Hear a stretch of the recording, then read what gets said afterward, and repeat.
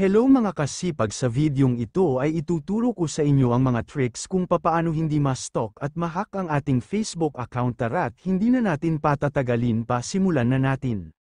Punta muna tayo sa paano hindi ma-screenshot ng stalker ang ating photos at Facebook profile.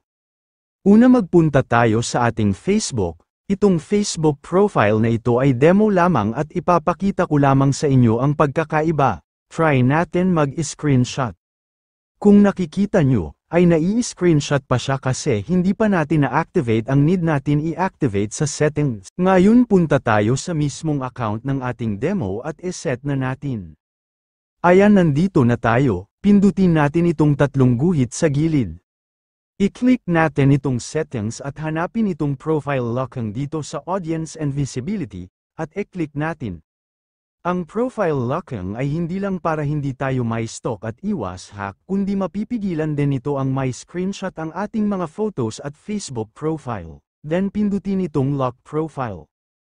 E-try natin dito sa kabilang Facebook kung mai-screenshot pa. Ayan, kung makikita nyo hindi na ito ma-SS. Ang sunod na tricks naman ay para ma-secure naman ang account sa mga hacker at hindi nila ito tuluyang mabuksan kahit alam nila ang password mo.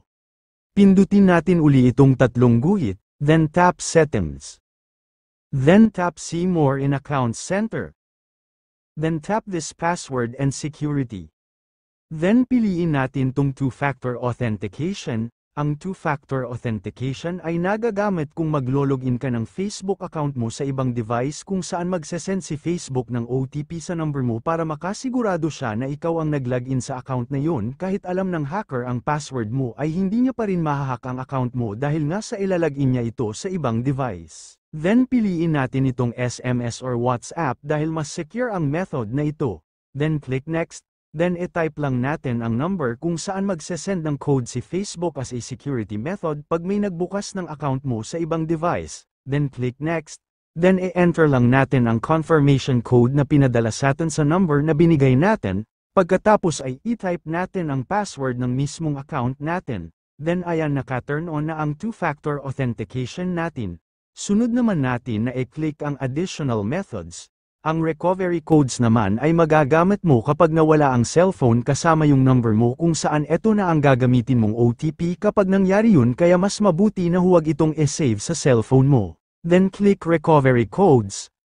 Then tap Turn On. Makikita mo dito ang mga codes na binigay ni Facebook na pwede mong gamitin once na mawala ang cellphone mo.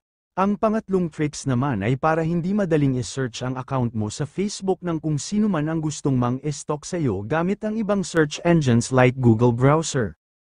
I-tap ulit natin itong tatlong guhit sa itaas, then i-click natin itong Settings. Then pindutin natin itong Search Settings at i-type ito. Then i-click natin itong Do You Want Search Engines Outside of Facebook to link to your profile.